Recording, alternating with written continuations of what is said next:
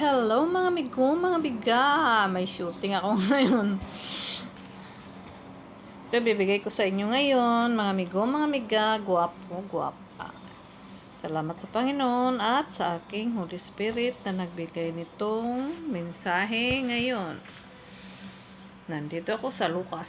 Lucas 19:45. Ang pamagat, ang paglilinis ng templo.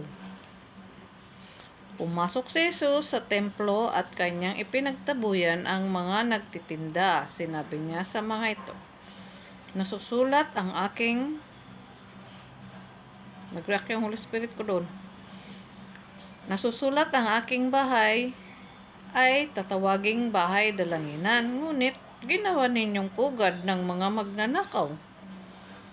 Araw-araw si Jesus ay nagtuturo sa loob ng templo. Pinagsikapan ng mga punong saserdote, ng mga eskriba at ng mga pangunahin ng bayan na siya'y ipapatay. Subalit, wala silang makitang paraan upang maisagawa ito sapagkat taimtim na nakikinig sa kanya ang buong bayan. Amen. Bata mo? Pinagtabuyan ng Panginoon yung mga nagtitinda doon sa loob ng templo kasi nga naman ginawa ng pugad ng, alam nyo na yun, nakasulat dito sinabi niya, nasusulat ang aking bahay ay tatawaging bahay dalanginan, hindi bahay aliwan, hindi bahay pugad ng magnanakaw, hindi bahay dalanginan. Kaya pinagtabuyan niya yun, di ba? Malinaw ba yun mga amigo, mga amiga? Bawal magtinda doon sa loob ng bahay dalanginan, no? Kaya nililinis. Nakasulat dito, matagal na to, pero yung ibang simbahan, ibang templo, may nagtitinda doon sa loob. Sa minsan yung iba sa opisina, nasasakop pa rin yun ng templo. Yung iba, papansin ko yun, yung iba. Nililinis ni Jesus o ginawa ninyong pugad ng mga magnanakaw. Ang sakit na, no? Matagal na itong nakasulat. Nasusulat ang mga ito noon pa. Dapat wala yon. Dapat lilinis ito. Nakasulat ang paglilinis ng templo. Ganyan dapat. Araw-araw tingnan mo si Jesus ay nagtuturo. Oh. Sino bang nagtuturo sa pamamagitan ni Jesus? Diba ang mga pinagkatiwalaan ng Panginoon? Sino ba yun? Yung mga sacerdote. Tuturo. Pamamagitan ng sacerdote. Si Jesus ay nagtuturo sa pamamagitan. Kasi nga, tinawag ni Jesus yung mga karapat-dapat na pagkalooban niya para magturo. Kaya yun. Dahil nga nasa espiritu na nga naman tayo, ang espiritu dati natin, gagamitin tayo ng ating Holy Spirit kung tayo karapat-dapat, di ba? Subalit wala silang nakitang paraan o gusto pa nila ipakulong. Bakit nga naman nila ipakulong, no? Wala naman silang nakikitang kasamaang tinuturo. Walang kasamaang tinuturo ang Panginoon para sa atin. Tayo ang may maraming ginawang kasamaan. Kasi nga naman, dahil nga sa pera, bawal ang pagtitinda, lahat ng paraan ginagawa talaga ng masamang kalaban ng Panginoon. Yung mga tao, ginagawa niya talaga gumagawa talaga ng paraan ang kalaban ng Panginoon para kalabanin ang Panginoon. Kaya pati doon sa loob ng templo, yun, tandaan natin, doon sa mga nabasa kong dati, ayaw ng Panginoon na makakapasok ang mga marurumi. Katulad ng may sakit, katulad ng dinudugo, mga magnanakaw, yung marurumi, di ba? Yung mga nangangalunya, bawal yun pumasok sa templo. Kailangan ang papasok sa templo ay malinis. Magbago muna kayo, magsisi, magsumamo sa Panginoon na patawarin, at syempre para mapatawad tayo at biyayaan tayo ng bagong puso at bagong espiritu. Kaya bago tayo pumasok sa templo. O, ito. Linisin muna natin ang ating mga templo bago tayo. Ayun na. Basahin niyo po to. Sana po mabasa niyo at unawain. Babasahin niyo po at ito pa. Tungkol naman to sa sumunod do. Pag-alinlangan sa karapatan ni Jesus. Oh. Nasa 20 naman, sa 20. Pero nasa ano pa rin, sa Lucas. Pag-alinlangan sa karapatan ni Jesus. Isang araw, samantalang nagtuturo si Jesus sa loob ng templo at nangangaral ng mabuting balitang mula sa Diyos, lumapit ang mga punong saserdote at mga eskriba, kasama ang matatanda ng bayan. Sinabi nila sa kanya, sabihin mo nga sa amin ano ang karapatan mong gumawa ng mga bagay na ito. Sino ang nagbigay sa iyo ng karapatang ito? Sumagot si Jesus, tatanungin ko rin kayo, kanino nagmula ang karapatan ni Juan upang magbautismo sa Diyos ba o sa mga tao? Di ba ang linaw? Mga tao.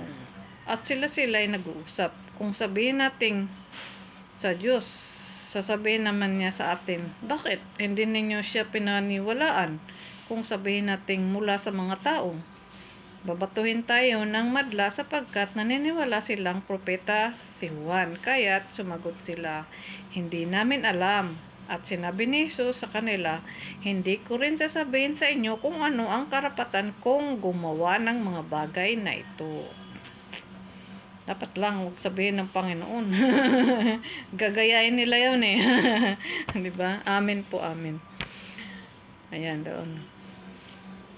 Ngayon lang po ito binigay sa akin. Ngayong umaga.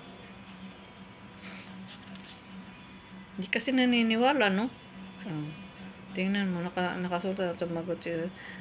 Tanungin ko rin kayo, kanino nagmula ang karapatan ni Juan? O diba? Saan nagsimula ang karapatan ni Juan? Katulad ko, saan nagsimula tong mga binigay sa akin? Di sa Panginoon, sa Holy Spirit ko. Di ito nga, oh. Parehas lang din nito. Si Juan ay talagang pinagpala ng Panginoon at inutusan siya na ganitong gawin niya, oh, diba? Tapos hindi naman naniniwala ang tao. Iba talaga ang mga tao, no? Sobrang talino. Kinukontra talaga yung mga tuntunin ng Panginoon. Iba-iba talaga. Ano ang karapatan mong gumawa ng mga bagay na ito? Sino ang nagbigay sa iyo ng karapatang ito? Diba? Siyempre, kung si Jesus, ang karapatan, nagbigay sa kanya ng karapatan, ang kanyang ama. Diba? Ang kanyang amang hari. Ating ama din. Kung tayo, tinanggap natin ang Panginoon. At nagsisi tayo. Nag-react yung dito ng Holy Spirit ko. Dito sa sabihin mo nga sa amin ano ang karapatan mong gumawa ng mga bagay na ito. Sino ang nagbigay sa iyo ng karapatang ito? Di ba? Ang Panginoong Hesus, ang kanyang ama. Tayong mga tao ang nagbigay sa atin ng mga kaloob, ang Diyos Ama din, di ba? Ang Diyos Ama. Tapos kay Jesus, at si Jesus ang mamamagitan sa atin papunta sa Ama, di ba?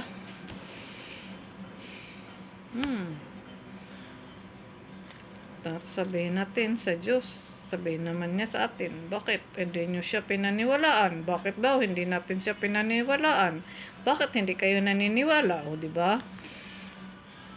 Bakit nga naman hindi kayo naniniwala? Dahil matitigas ang ating mga ulo. Ang ating mga budhi ay puro kasalanan. Makasalanan ang ating mga budhi. Kaya hindi tayo basta-basta na yung iba hindi talaga matigas talaga, hindi naniniwala.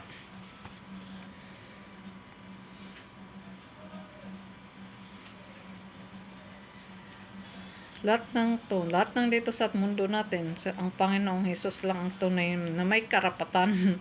tayo kanyang mga alipin lamang. Tayo mga alipin niya. Kaya nga, inuutos niya to sa atin, no? Mga tuntunin para sa atin. Ang daming tuntunin niya para sa atin. Tapos, tinalikdan. Tinalikdan dahil ang sinusunod natin ang mga pita ng laman. Ang mga pita ng laman, yung pag-uudyok sa atin ng kalaban ng Panginoon. Gawin mo to, gawin mo dyan. Gawin mo siya, gawin mo to, gawin mo. Ito, ganito, ganyan. Diba? Kasi nga, nagpatalo tayo. Nagpalinlang tayo ng husto. Kaya ang ating mundo ay sobra-sobra na ang pagkakasala.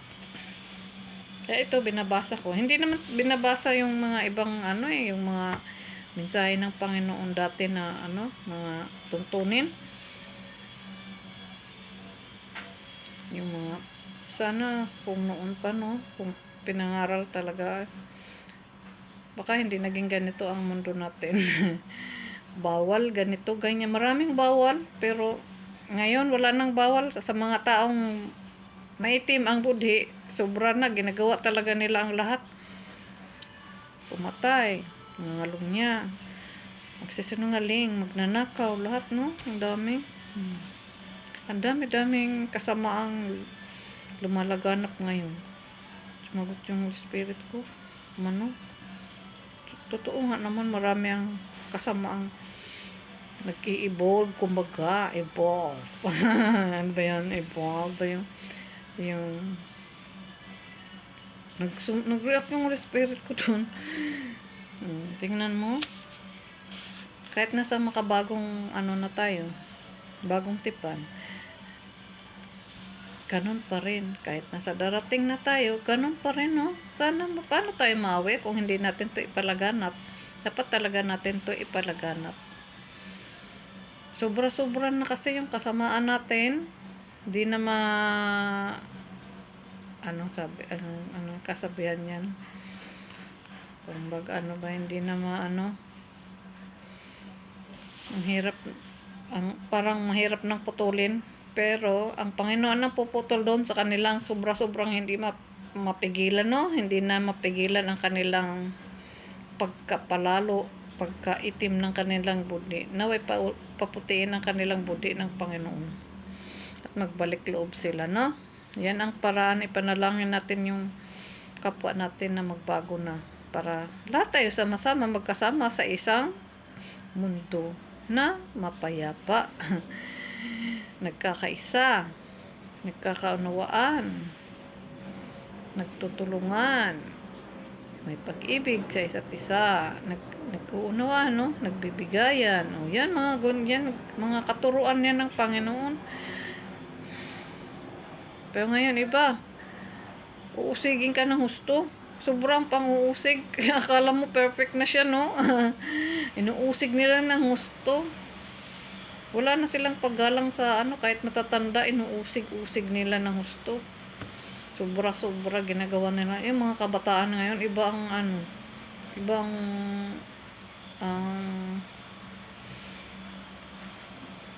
pera lang doon sa iba. Meron talagang ibang mabubuting mga kabataan. Meron din namang medya lang. Meron din namang sobra na parang walang disiplina. May ganung mga kabataan. Kumbaga sa pinabayaan ba? Pinabayaan ng kumbaga ng magulang, hinayaan na maging ganun siya, maging sobra ang kaswael, na sobra ang talagang sinasamba niya yung kalaban ng Panginoon. Sinusunod niya ng gusto. Ayun, palin lang naman. Lahat niyang mga nasa mundo natin ngayon, nakikita natin yan, mga halos panlin lang yan ng diablo sa atin. Dahil sa bago na ang panahon. Sabi nga, bago na ang panahon, diba, nagbago na rin yung mga kaugalian, diba? Pero yung kautusan ng Panginoon nandun pa rin. Nasa sa atin pa rin ang pagsunod. Hindi naman tayo sumusunod. Dahil nga, sabi, luma na, nasa na tayo ngayon, luma kay kung sinusunod natin yan, kung tayo masunurin sa Panginoon, hindi to lalaganap. At hindi na ipangaral to ng tama, hindi to lalaganap ang mga ganitong kasamaan. Kasi nga, mali ang pagtuturo, lami na naging iba ang ano ba, sobra ang panlinlang sa atin. Meron namang Biblia, dapat basahin natin to. Yung mga hilig magtanong dyan, yung mga nagtatanong, o dito sa Bible, mayroon ding tanong, di ba? Bakit hindi niyo siya pinaniwalaan? Ikaw, naniniwala ka ba? Tanong. Ano sasagot mo? Hindi. Oo, hindi. Yan. Tanong yan. Marami ring tanong dito sa Bible. Pag hindi ka naniniwala, hindi mo nga susundin. Kung naniniwala ka, susundin mo. Diba? Yan ang may mga mabubuting budhi, susundin. Ang may itim ang budhi, hindi susundin. Lalo pang magpalalo at balilikwasin ka pa ng tanong. Paikot-ikutin ka pa ng husto.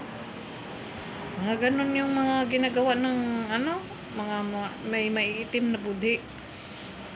At saka walang contentment sa buhay ang mga tao ngayon.